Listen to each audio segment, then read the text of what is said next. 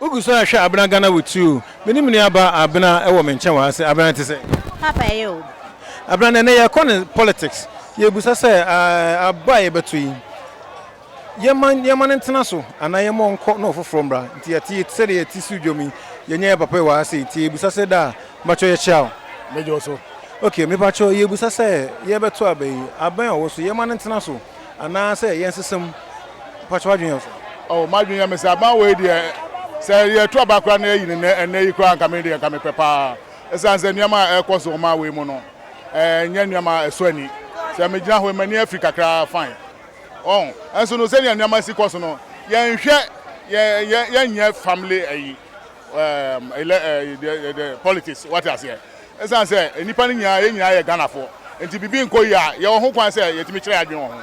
Enukre. Okay, me ba chojumadie Jifas mixture and Jifas capsule somewhere no be say obi ene be kasa bia no ye nche no achede ti sei ntimini aba ne be kasa no ache wo de adoni ye Da we dey da sifa say o aba program yi so na me pese me bisa say it will reason a o kan enti a o pese mahama enfi so oh me reason bebre me kan ba ko pe esan say oba no odada say national health insurance obi abaye bi na obeto aso no omo ka chen say omo ye no one time premium sa de ne hu system no kra ayira free wo dezi am gya ho me timi nya djuma den bia sisa me yare na me call hospital na desk na me de ba kwa kotua me bills ipa che da ase ene na Gfast company say ye nchew aduro yi obefa ne ba kwa no mienu anopa awia ena numre ebema wa yo be ma mu a osisi ya de wa badwa so ya okofie na wanom na wada fefe ama me ma me so betimi anom be siesi ahemfie ho ma bibia aye kama e de na obeka e de acho Gfast company e da masipanya me hya mu bebre odwuma pa mu di amaye ye da asisi nya me hya Uguso ahwe Abena Ghana Wthi ene yeguso ye nam Kanashi market a yebusa say ye politics kakra yebusa say aban o tiso yi yes sana na say ye maintain aban no nti maba okada fo no ho e wo Kanashi market be say me busa me bra we say no nche na dwenche boss me ba cho me chia mo okay ba cho ne from the from Tanku Muhammad ba cho na so Mr. from Bawa Hamid me ba cho 2016 year we me ye beto aba ba cho me busa say aban ben na fo say omra anasa aban no wo so no ontena so ana foforo onko na foforo mra. Okay, me say me hu ye de Charlie. I'm a Ghanaian. I'm not Tisukula. Me go school na tebe ko mo to primary. But say me sorry me hu ye de. In fact, me that I say me pese obi me pese inside the water. Because o ko me bia obeko bia obo say Johama no. Eduma we no nobody. Since ye wo me.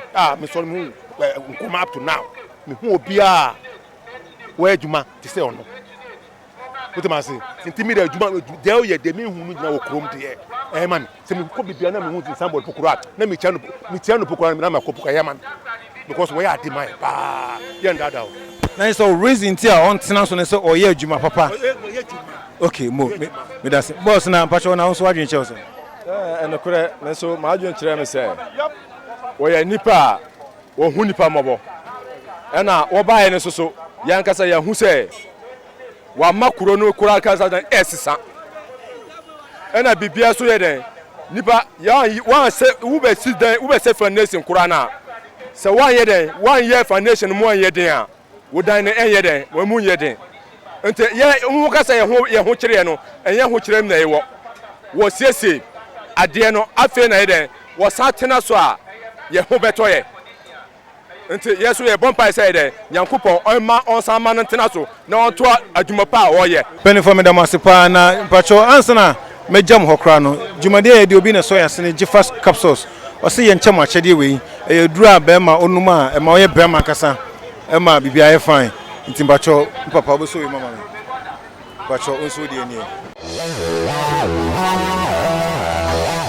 yeah that's our Kanashi market ugusu hwe Abena Ghana Wthi ene yeguso ye politics na mi busa mi nua be man say ba ye betu yi o pese ye maintain aban no ana ye sesa no mi na be ma me ba cho eti say nyame adumo wo so so Sammy Hoye.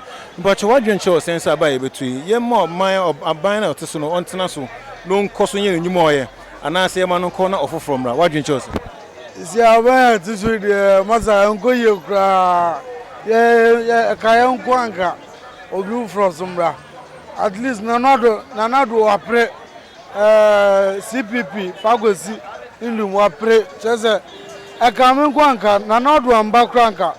Amontuma Pagosi in Dum. Now no so better na mama. Don't yashi to Asono and Yejuma Yempano cra. Okay, now also on Yashi, who reason Tia Castle own free on offer from anything.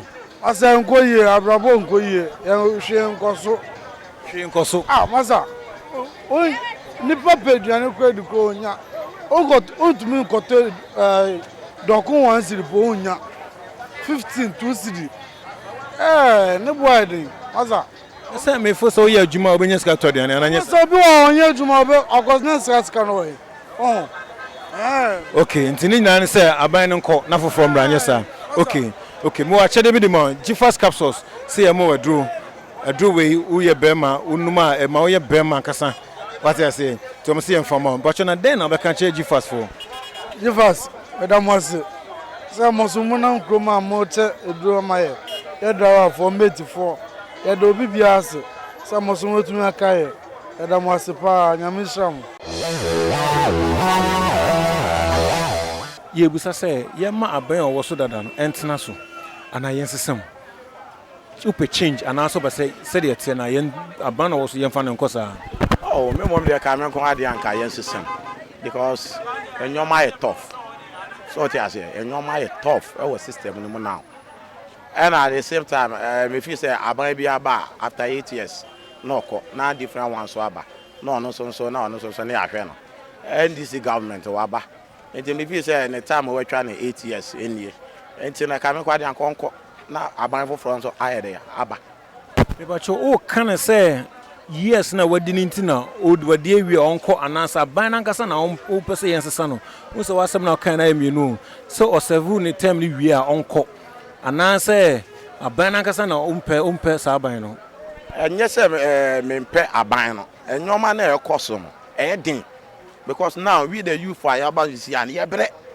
So what you say ye bre ye mahwe mu school fees tuya mu ni ade emu ye den so nti na akwakwa ye say na wo san do nya bi te say tama president ko for ba ye say national health insurance na eboa ye bebre ba you see no call hospital sa de ni nyina no enya djuma biem so enya djuma biem emfa mai wo ba na ba betra ko kru so wo ton ade wo ton hwe na wasan sorry na wo ko so okay nice and the tear man say upe change.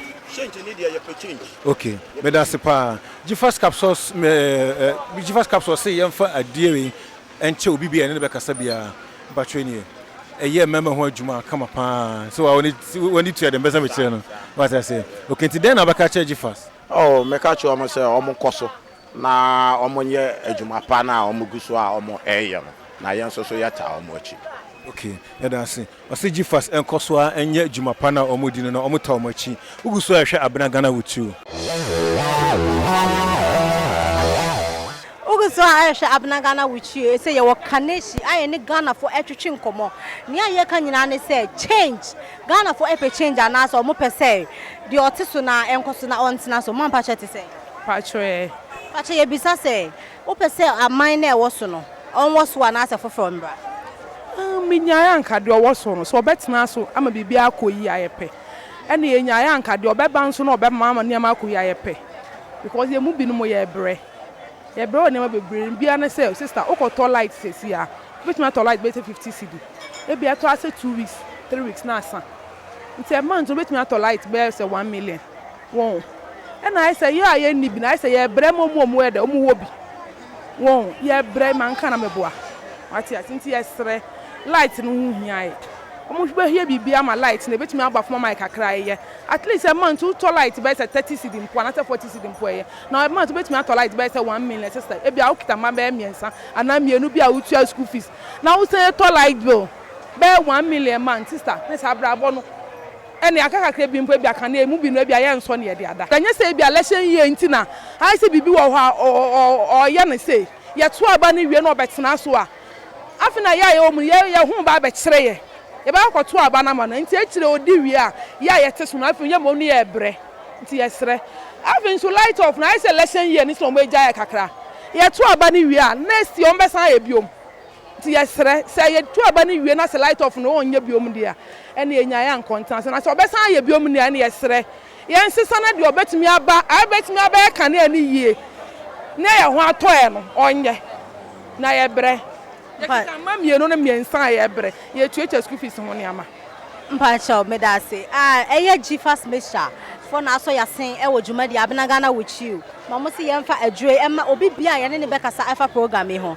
etima media adure yi ma se wo menstrual pain wa pon adwuma wo sisi eye oya obetimi amada aso bi esiesie be ma esiesie oba be ma hemfie ho bibia aye kama eti Gfas for se ye mfa adure yi enche obi bia ye ne bekasa edi na obeka che Gfas direct fa medase obi bia wonum Gfa no nkopa Gfa tira kwan no onum na Gfa edru pa me ko so ahwe nti so ko to bi na so hwe medase o se me so me nko to bi na me de ma start ko enom me menstrual pains nyina so se me ho ato me se ye menstrual pain oba Gfas ebesiesie o ama wa hemfie ho aye kama ya ha ne de change juma de ebesi uguso ahwe Abena Ghana Wthi da se ne ye besan ahia medase